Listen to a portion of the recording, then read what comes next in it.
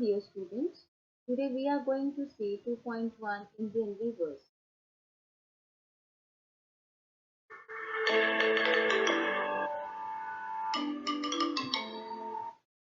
In that we are going to see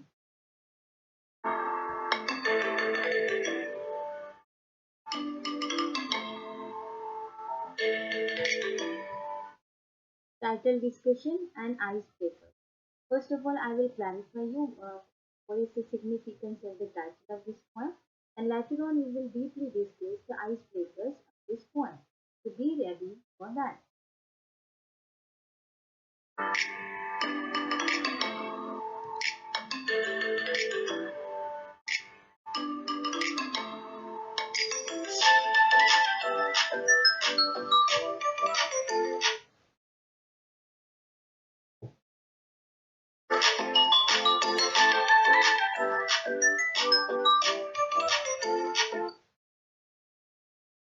Students, here see, first of all we are going to see the title, Indian Rivers. This poem is written by the famous poetess Sarojini Naidu, and she has depicted here the area or the particular era which was dealing with the freedom fight.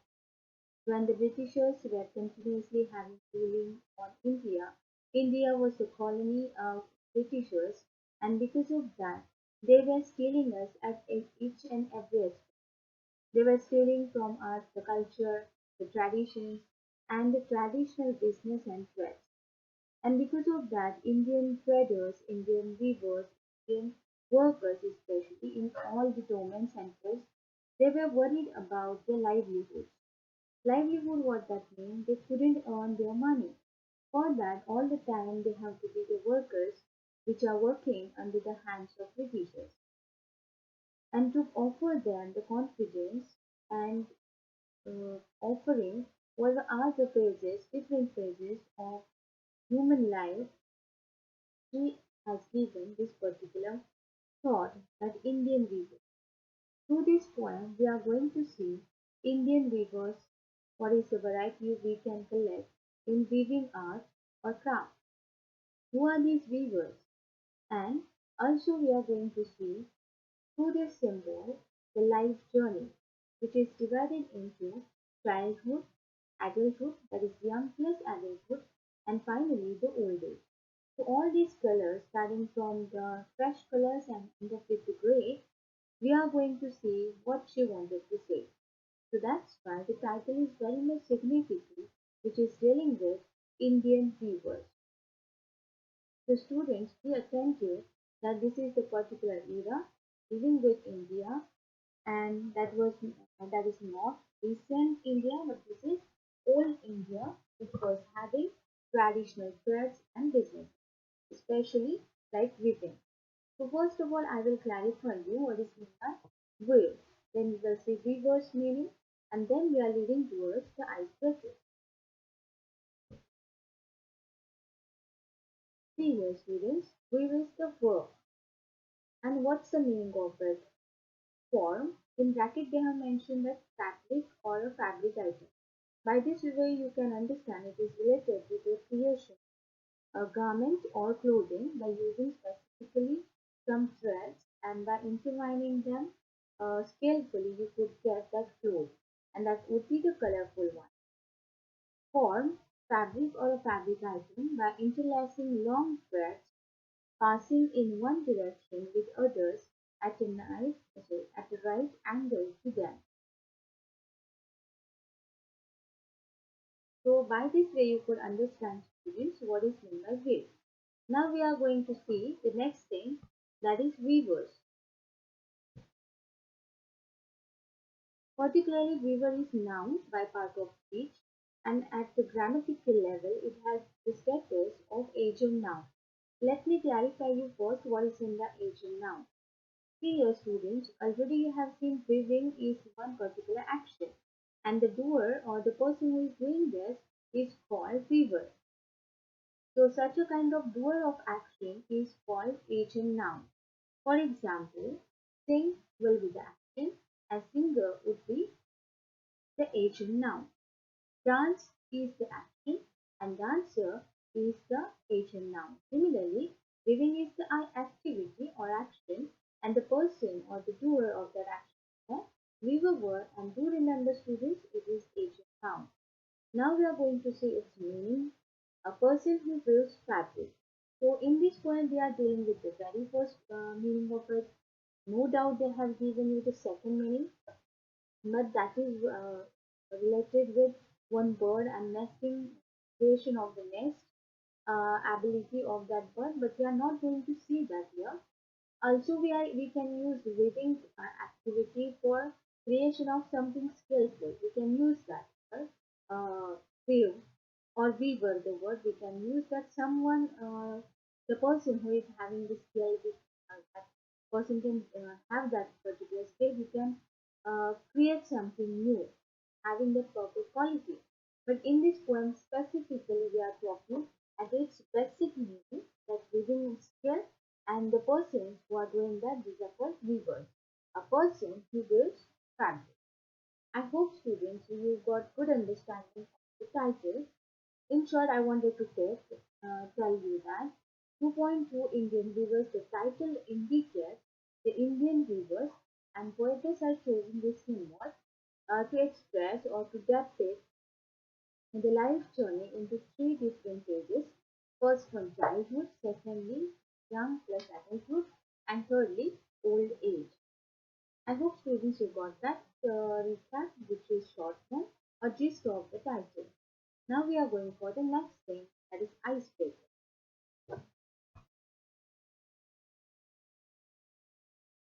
Students, first of all, my advice to you is that read this particular activity silently.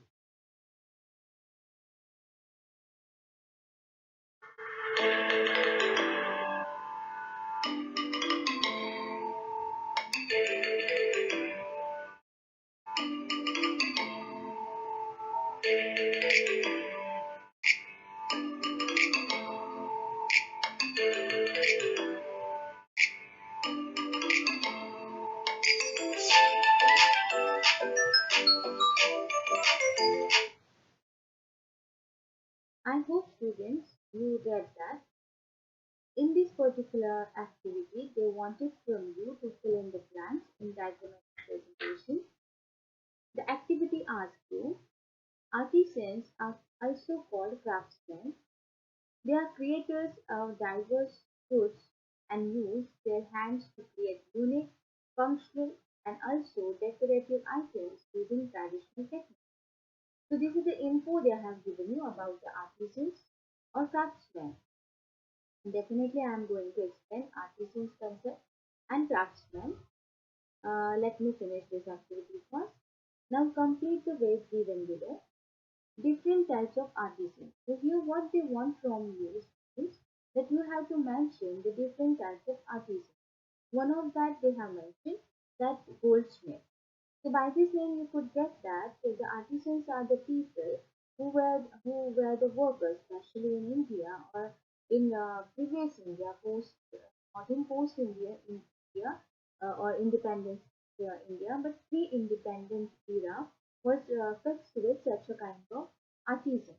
So let me first tell you about artisan. Yeah,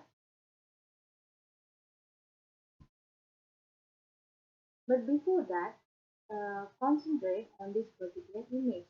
This here you would get the particular fabric and traditional methods, and here you would get specifically here you would get the tool of weaving. So this is the way traditional way. And this particular image you could get that student here there is weaving activity and the way that is used that is very traditional. So by this way you can understand excessively they are using not the machinery but actually the hands. And now we can deal with the artisans where you could get exactly the same feeling that artisans are the people or workers. Here it is. Artisan, it is a noun, and a worker in a skilled trade, especially one that involves making things by hand. These students here, before the image we have seen, and that was related weaving activity, and that was indicating clearly that excessively to do that thing, they have to use their hand. And here artisan means what? The skillful worker who he has to complete his work by using hands. So this is artisan. So artisans are also called, the activity mentioned that artisans are also called craftsmen. So what is meant by craftsman?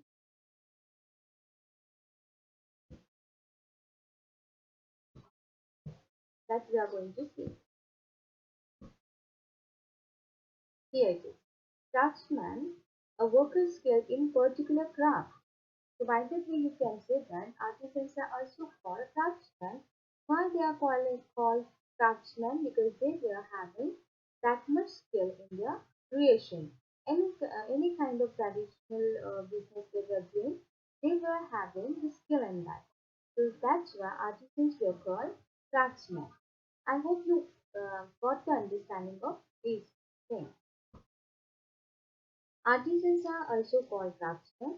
They are creators of diverse goods and use their hands to create unique, functional, and also decorative items using traditional techniques. They are the creators of diverse goods. Diverse means various, variety you could find.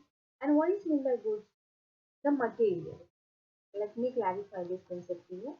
They are the creators, means artisans are the creators of diverse variety of goods, means materials. This is the goods meaning, students. That is things to be transported as distance from passengers. The goods means material that is created by them. That's only the meaning they have to take.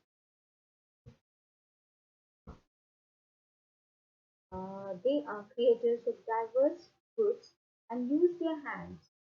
Especially they are using hands or the machinery to create what? To create unique. Unique means specifically the same. You can't get the model or the thing of different way. It has its own identity and you can't find any copy of that. So it could be of the same kind. You can't find another same sort of copy anywhere.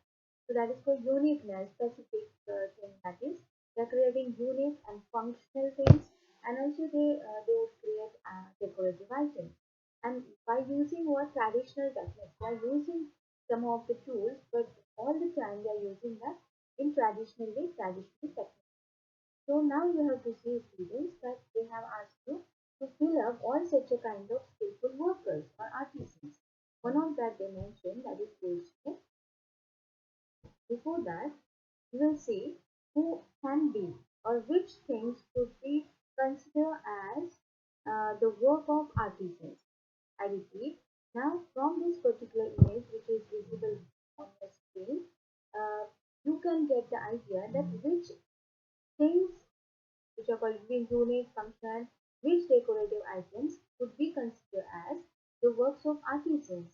And why they are having that sense? Because excessively they are not using the machinery, but excessively they are using the hand. So let me review that for you. These objects may be functional or strictly decorative. For example, furniture, decorative art, sculpture, clothing, jewelry, food items, household items, and tools and mechanisms such as the handmade clockwork, movement, our watchmaker. So by this way you could understand under this title which things could be taken. If these things could be taken, so you can get easily the occupiers or occupations, and by that way you could say which are the artisans that. Let me help you to find some of them. Be ready.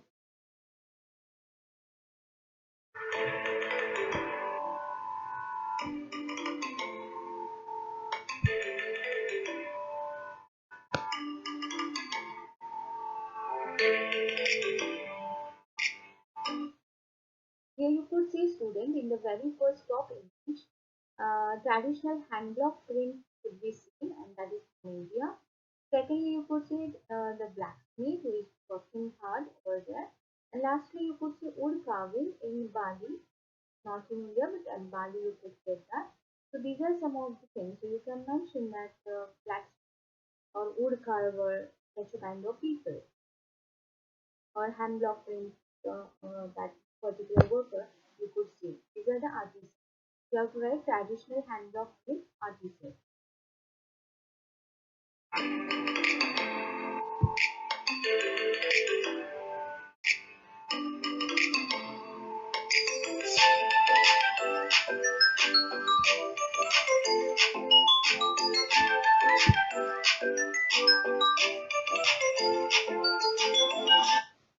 I hope students, I have given you good clarification of the first activity. I have given you three examples and running you have to find out by yourself. Now we are dealing with the second activity. This second activity is also very easy. Students. Discuss with your partner the seasons, occasions when we meet the following things. And especially they have mentioned the clothing or style or patterns of clothing. Why? Because poem is best on the same. First one, woolen clothes. To find this answer, it's very easy. When we are wearing woolen clothes, so I think you clearly got the answer. That in winter season, we are wearing woolen clothes. B. Casual clothes. I think normally we are using the casual clothes, especially suppose you are going for an interview or at your working place, you have to wear casual clothes. Then C. Rich silk clothes by its adjective rich silk. You can get that if it is function time, festival time, any special occasion like your birthday is there, we have to use rich silk clothes. Now the D. Colorful, comfortable clothes. You see, students, colorful can be anywhere you can. But comfortable, the word indicates summer season, especially summer season because that is hot climate we have to face, and obviously we must go for comfortable period.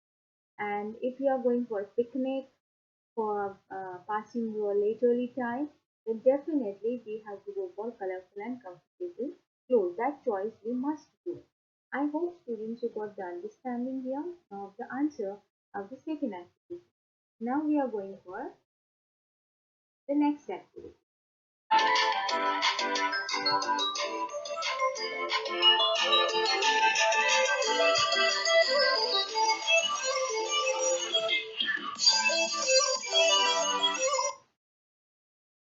So it is also one of the simplest activities from the icebreaker of 2.2. It's a game. We can't play because of the COVID-19. We can't play that in the classroom. Uh, so we are having this interaction through video lecture. I will definitely wait for few seconds and you can fill that one. The silence of mind could be filled by you and that is from your answer. So we are going to start this game as they use the word let's play game. The teacher will ask the students some questions. Students will understand that there are some exceptions to the general rules. Let's start. So see here, the teacher will ask you some of the questions based on these following, and students will understand that there are some exceptions. Exceptions, what that means? All things could be found in. You can't apply the same rules to all the questions or activities. Some questions or activities could be different. Their answer probably be different one of from the set norms or set rules.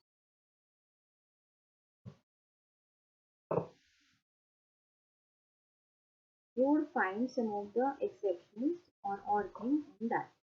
We will try the first. One of that they have given. First one would be one who plays a game is a. Here at the very first you got the exception of these students where previously they have mentioned that weaving activity could be weaver, but here plays a game that should not that shouldn't be gamer, that should be player. Okay, one who sings is a singer. One who dances is a, yes, you rightly utter that students.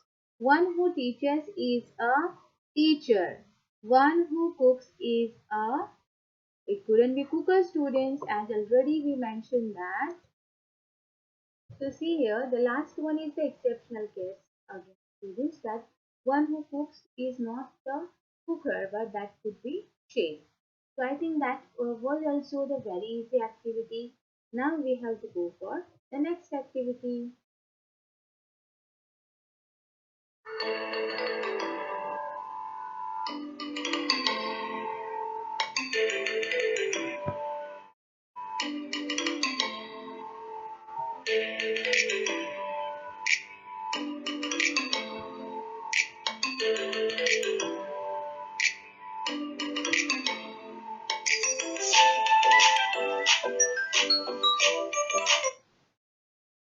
In this particular activity, you got the particular sense that they have asked you about Gandhiji and his working on the charkha.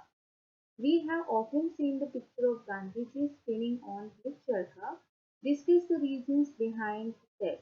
One has been given for you. So they want reasons why he was using charkha, not anything else, and why he had chosen that spinning on charkha, that activity or trend. The first thing they have mentioned that to give rural people an opportunity to earn their livelihood. Already we have discussed at the opening or at the title we discussed that the era which was mentioned in this particular poem that was pre-independence where freedom fight was going on and the common people, especially the workers, traditional workers, were having all the burden that they couldn't earn the money because Britishers were launching machinery, they were spoiling the traditions and traditional crafts and businesses of India. So at that moment, the common people, especially the workers, they should get the confidence and gaining confidence, offering the confidence to such a class was the first motive of Gandhiji, and that's why he had chosen the charkha as his weapon, and that's why he was having the motive that offering one of the earning sources. Livelihood means what?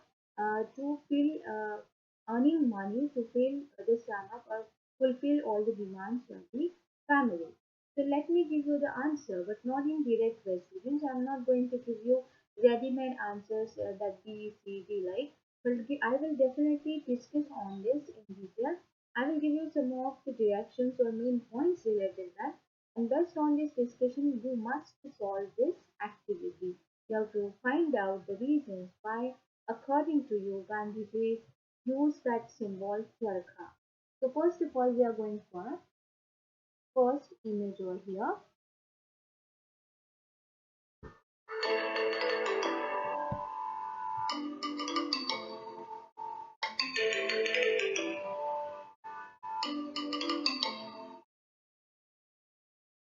Let me read that for you.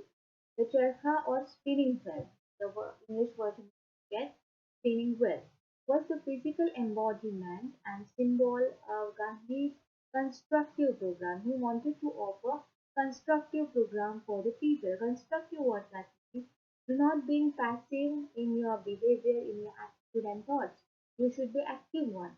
Because to gain the freedom from the Britishers, the person should be active one or confident one. And how could that get?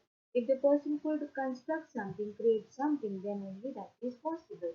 And that's why charkha or spinning wheel was one of the weapons which were handled by Gandhiji and especially under the title constructive program.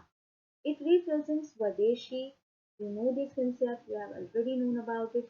Self-sufficiency, what that means, you are dependent on yourself and you are sufficient for yourself. You should not be relying on anyone else.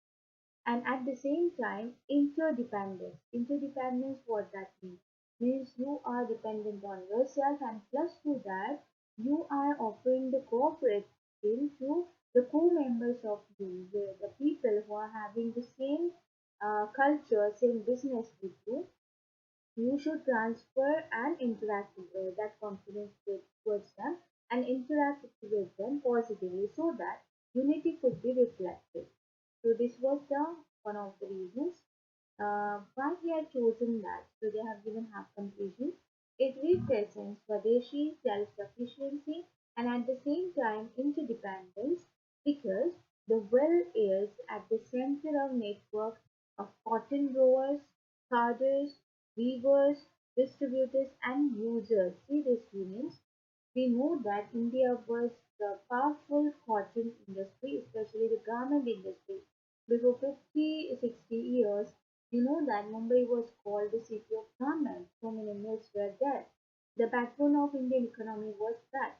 And well is the thing or the weapon or symbol which can correlate at that era with all these things mentioned by them, that the people, farmers which were growing cotton, then carders, then actual weavers, then distributors of them, and finally users. So the same factor among all of them, that was wealth. And Gandhiji wanted to have the united India, and that's why he had chosen the well, which was a symbol of unity. This was the one of the aspects related to this. Now we are going to see the second one.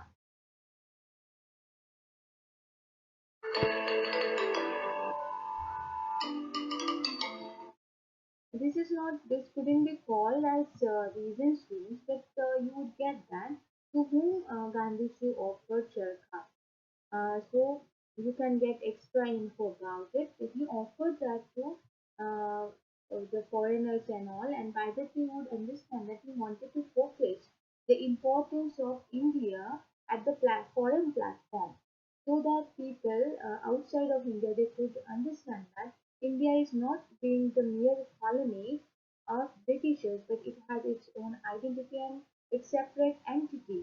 And to develop such a kind of attitude, he offered Cherka to the foreigners and honorable foreigners so that they could understand that Indian garment industry or cotton industry is too much developed or too much deeply rooted at the culture of India.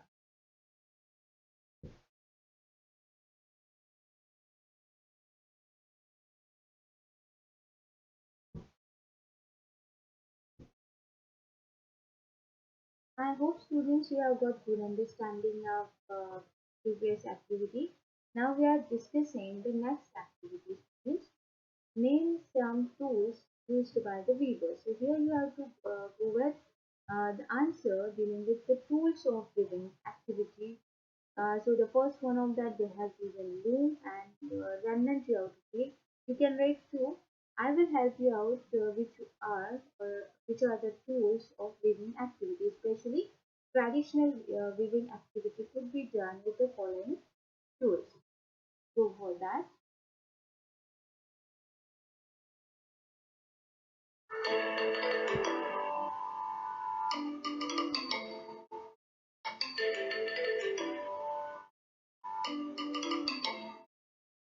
so here see students first a loom, and loom already filled by them. A loom provides you with the framework for your weaving, a wheel. Then second one is warp, is the thread which run up and down your loom. For third one is web. Fourth one is shuffles, then a comb, then tapestry needle, then shelf stick or a smooth edge ruler, piece of card or dowel, pair of scissors. So these are the 8 essential weaving tools every beginner should have to hand. So this answer is clear to you. If you want the detailed answer, I'm going to show you.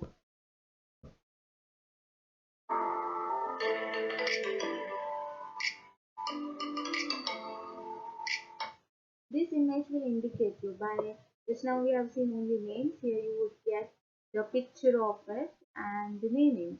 Here that is the loom, then scissor, then needle, warp, yarn, then weaving yarn, shade stick. Here you could get. So this is actually what you have to write, and by this image you could get that actual picture at your heart.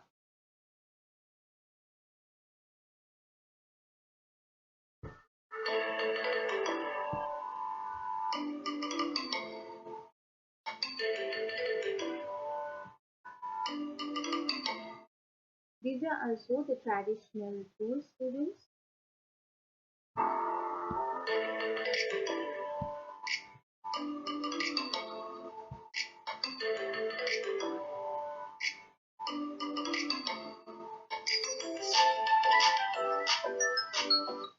This is a loom.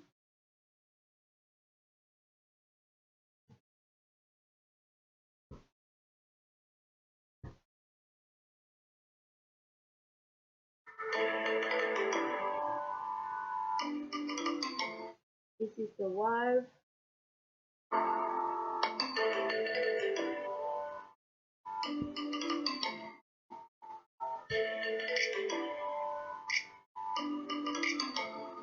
This is the web.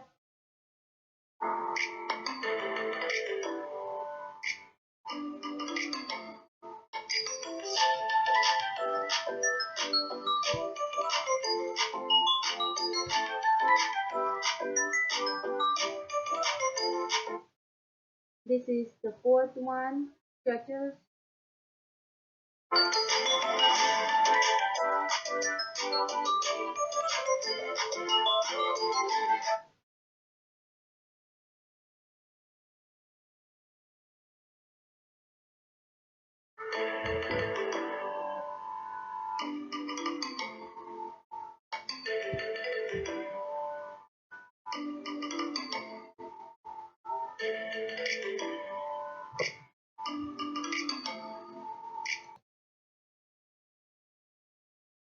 Students, see this is the fifth one, a comb.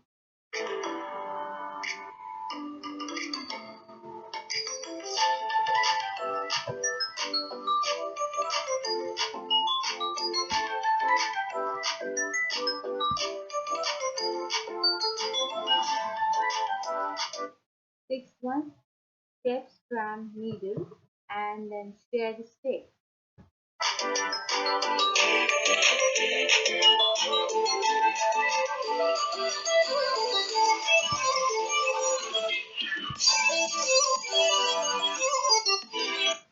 And this is the eighth one, students, pair of scissors.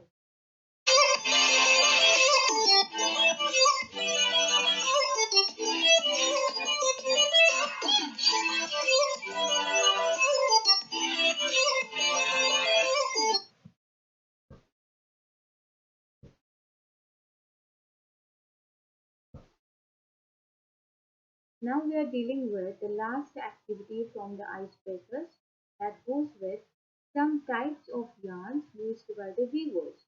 One of that they have mentioned that is linen and remnants they have to fill up. So let me help you out again as like tools.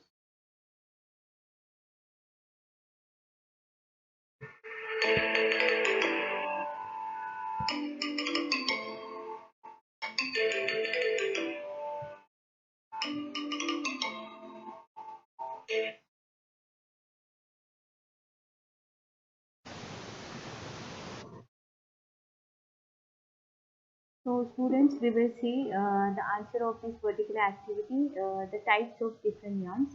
To explain it, I will give you some of the images so that you can easily get which are the different types of yarns. So before that, we will see what is in the yarn. Yarn, it is one noun and spun thread used by knitting, weaving or sewing. So here you would get the particular image of yarns. So another meaning you would get like this. Yarn is having some of such a kind of types at the right side image. You would get that in what manner the threads could be or yarn could be. They include such a types as fingering yarns, usually of 2 or 3 plies, light to medium in weight and with even diameter used for various types of apparel. Germantown yarn, soft and thick, usually for a 4 ply like that one, and you can create sweaters and different things through that. If you'll come towards the left side image of the screen, you would get the types. Especially there are 2 types of actually many types, but mainly 2 types. First one is spun and filament, and the sub versions of these yarns could be seen as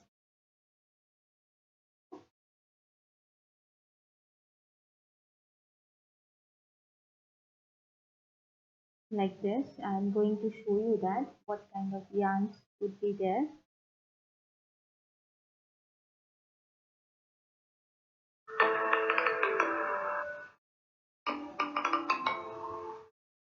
So this is the first one, silk from silkworms.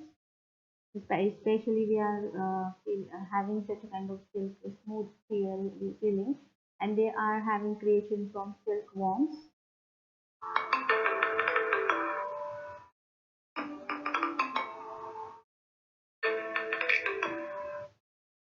This could be the second one, cashmere. From that you would get the wool, and you will create the particular nicest of the clothing.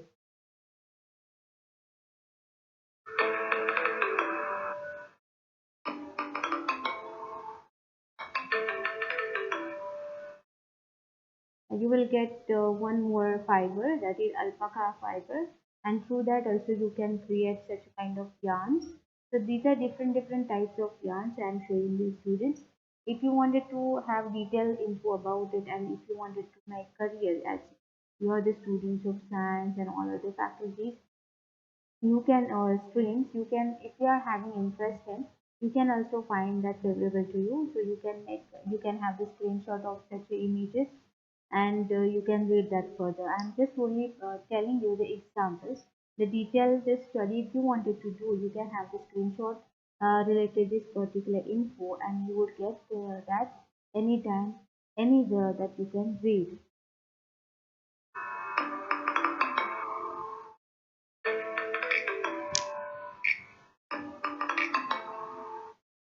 This is hemp.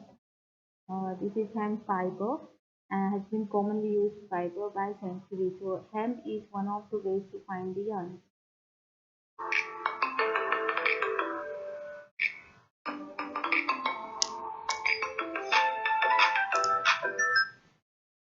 This is cotton, that is mostly fine, and in India we are very well known about it.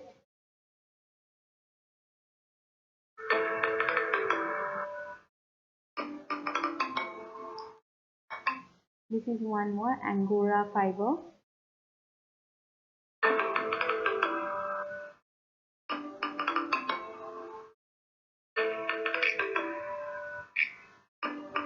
This is sheep's wool.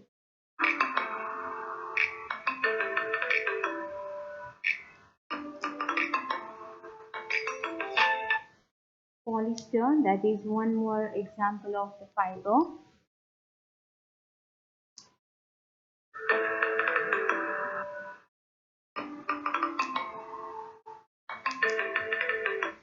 Synthetic fiber-based yarns include nylon, polyester, rayon. So such a kind of things that is for synthetic yarns, and divided into these three subparts.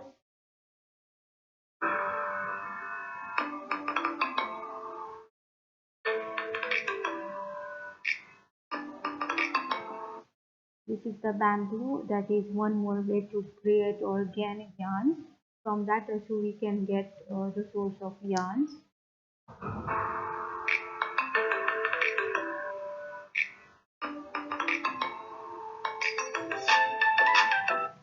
This is one more source, that is nylon. Nylon is also one of the types of yarns, and mostly in our fabric industry or garment industry you could find such a kind of different yarns. So now in a days you would find the famous yarn that, or for most among the popular yarn, suppose you wanted to find out, then we can say, or we can take the name of nylon yarn. And this is very popular synthetic fiber, and that first was used in 1935. It is commonly used for clothing, mainly women's stockings, but can also be used for car parts, electrical equipment, and food packaging films. Nylon was created to be a synthetic replacement for silk due to silk becoming scarce during World War II. So that was a replacement for the yarn, that is silk, and nylon became most popular as comparative to silk at that moment. It was used to manufacture parachutes, flak vests, and vehicle tires even. To see that much popular is the nylon yarn. So the next five yarn could be seen, that is also rayon. Rayon is manufactured cellulose fiber that is commonly made from purified cellulose from wood and plant pulp. So these are some of the sources to gain yarn, and rayon and all these things are highly synthetic or man-made yarns. If you wanted to say natural, that is silk we can say, or bamboo, and these are rayon, then nylon. These are man-made or synthetic yarn. So you can write. They ask you three does not mean only three you should mention. You can write number of examples based on this particular guidance or this discussion.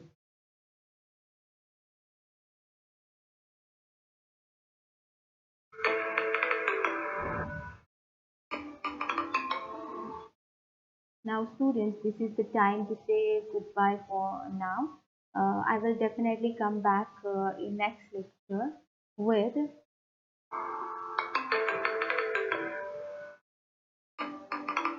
author's information. So I'm definitely coming soon, students, with the author information. Till that moment, I should take your leave, and we will discuss the latter part, that is author's information, in next lecture. Bye for now, students.